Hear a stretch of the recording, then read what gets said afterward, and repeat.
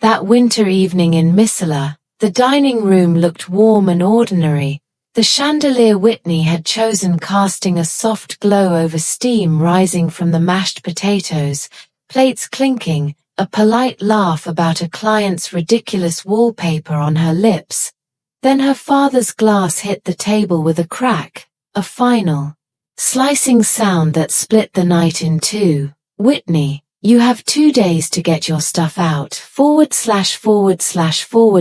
Her fork froze midair as if time itself had been pinned. This house, the pale blue walls she painted 3 years ago, the gray sofa she saved for, the washing machine that spared her mother winter trips to the laundrette, the roof she'd paid to keep the rain out, now belonged to her brother, Colt, the myth from New York who hadn't set foot here in years. Her mother studied a napkin, her father leaned back, arms crossed like a verdict had already been carved into the wood. Whitney didn't argue, didn't spill a single tear. She lifted her gaze to that calming blue she'd chosen to make mornings gentler, and nodded once, as if agreeing to a meeting only she had scheduled. Inside, a new clock began its count, 48 hours. "They think I'll roll over. They have no idea."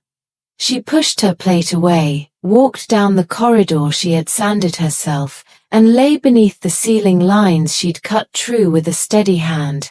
The house had once been a tired lung, and she had taught it to breathe, and now the people she loved most were handing it to the man who had never carried a box up these stairs. No. The word landed in her chest like a seed with teeth. At dawn, with frost ghosting the window panes, she set a mug on the granite she'd paid for and called Lindsay, the friend with a solicitor's mind and a calm edge.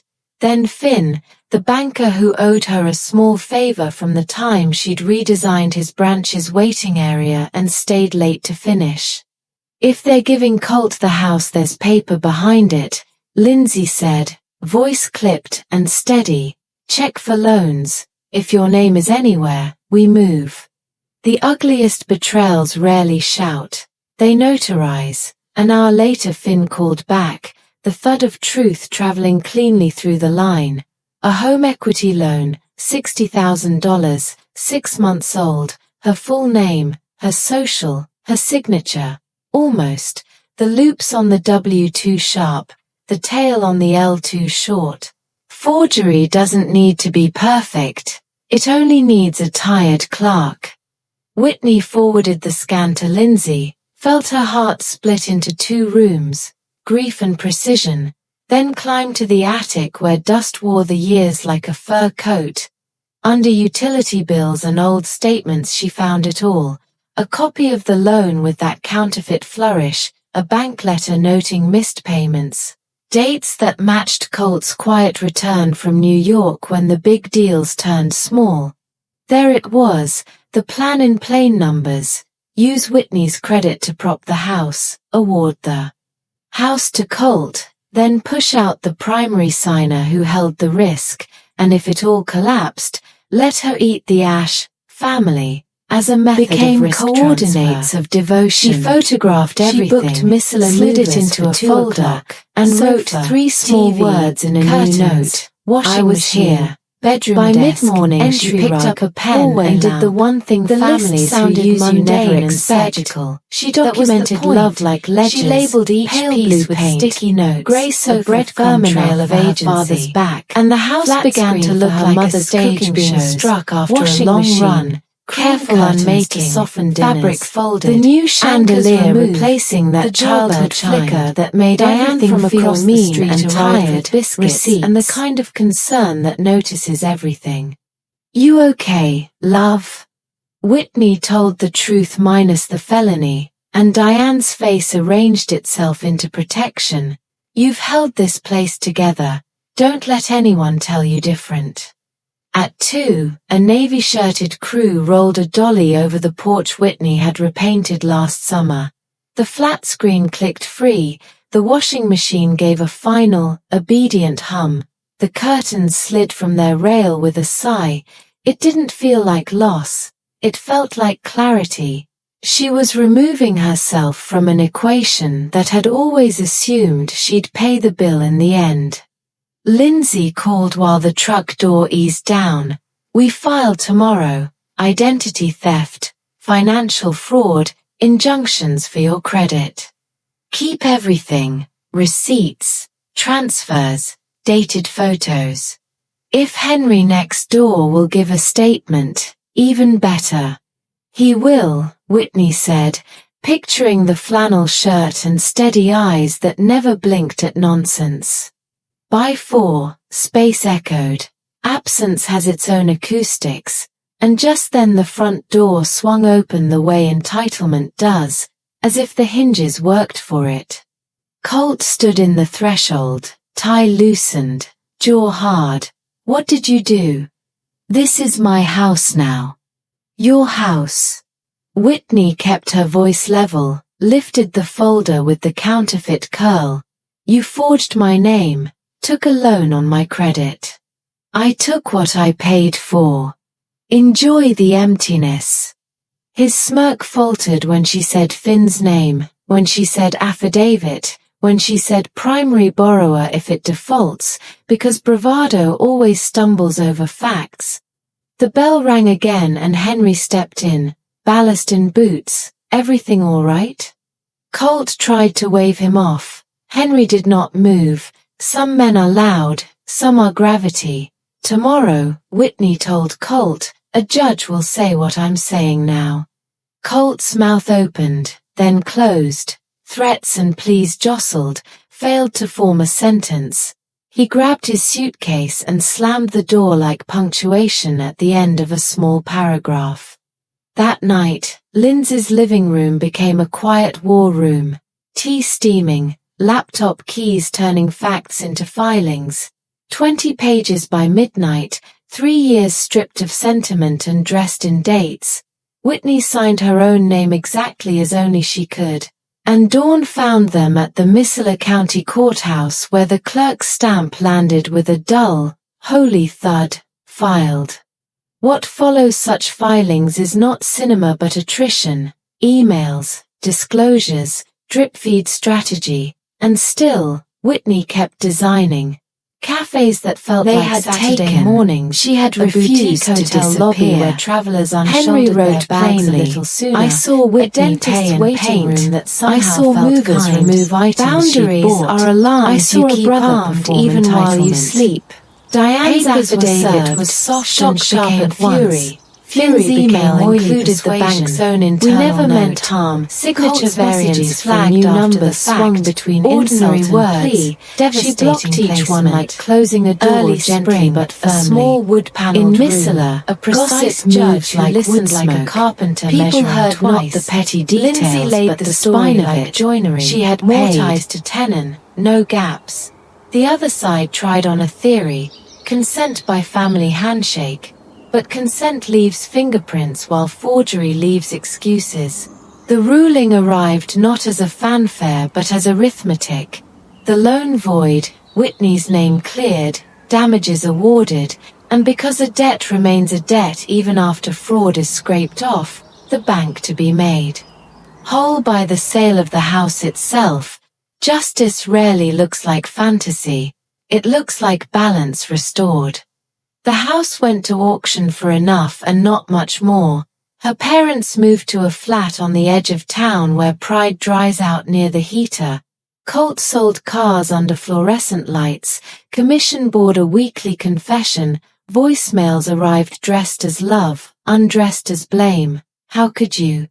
You ruined us. She deleted each one and felt the air get cleaner. In the quiet that followed, she found relief waiting like a chair.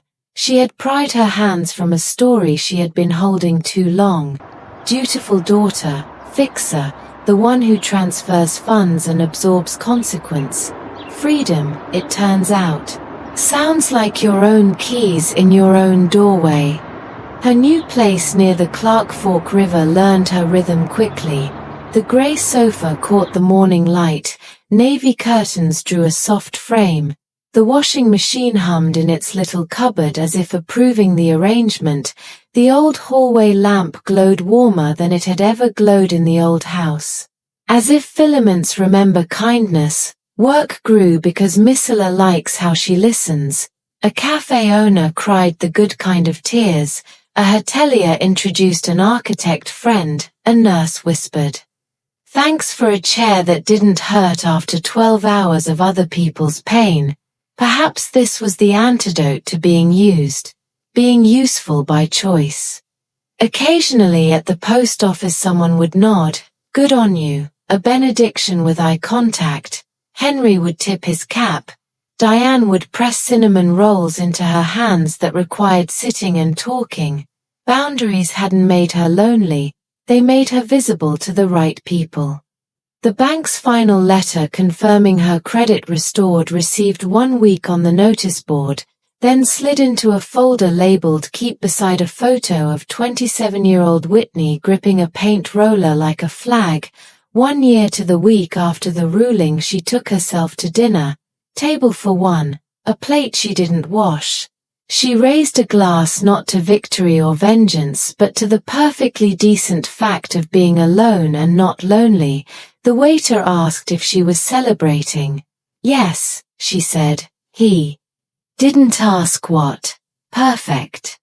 On a Saturday walk by the river, she ran a hand designing along a bench rooms made that from feel reclaimed low timber cost, and thought high of the old calm, porch boards filled a made church useful full with again. people who looked Not every tired and past ready. can be reproposed, She taught paint that but many soothes, can. plants She that drafted live, a letter she lamps might that never forgive. send. She Mum, began saying Dad, no faster I didn't ruin you. to champagne taste Paper and tap did. water budgets. Signatures to cousins did. who just need a small The cosign, story where I exist because to you're absorb good the with bill banks. did. I don't I hope cosign. you learn to She'd live say without lightly, it. like naming I an am. allergy. She and then folded changed it and the subject filed to it. the weather. Sometimes She wrote closure a is small not piece for the postage, local but a paper. drawer that Home is a shuts. verb, not She about pitched a courts community. or loans, but about chairs that welcome and light that doesn't punish. Emails arrived from people who thought they were bad at rest. "You're not bad at rest," she wrote back. "Your room is." And somewhere in there she trained a young assistant who had found her workshop on YouTube. Mentoring surprised her with how easy it was to say charge what you're worth and mean it. One Tuesday she finally drove past the dealership without flinching. Saw Colt through plate glass gesturing at a silver saloon, all sales patter and bright teeth. Felt not triumph at seeing him small but neutrality. Turned up the radio, thought about floor lamps, and drove on. That evening she rearranged the living room for the 5th time, angled the sofa to catch morning, tied back the navy curtains, turned on the lamp and wrote a single line on the first page of a fresh notebook. Independence isn't living alone, it's standing tall when someone tries to pull you down. She looked at the sentence and smiled because it sounded like a closing line, but life kept going, softer now. So if you are hearing this at 11:43 p.m. in Leeds, or 7:12 a.m. in Melbourne, or 3:05 p.m. in Missila, and someone has told you that you owe them your future because you once paid for their past, breathe, write 3 lines. What you paid, what they took, what you will no longer give. Make 1 call, or 2, Lindsay, Finn. Lift 1 object that is yours and move it into a life that is yours. You are not an ATM with legs. You are a whole home with a front door that locks from the inside. Choose your light, move your sofa, sign your name, and if anyone slams a glass and tells you to be gone in 48 hours, smile. Let the countdown be for them, and then get on with designing the after. // like, share, and subscribe if this helped you draw a boundary, and tell me where you're watching from, and what time it is right now, because if there's one thing I've learned from Whitney's story, it's that the life you're building deserves receipts.